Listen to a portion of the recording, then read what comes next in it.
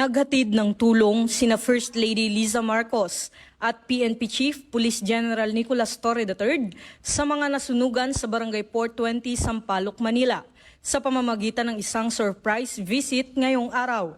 Namahagi sila ng mga pagkain at iba pang pangunahing pangangailangan sa mga apektadong pamilya bilang pagpapakita ng malasakit at suporta mula sa pamahalaan.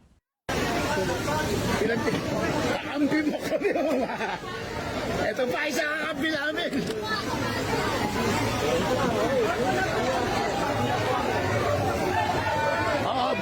Bum. Walang nag-aabot. Walang nag-aabot.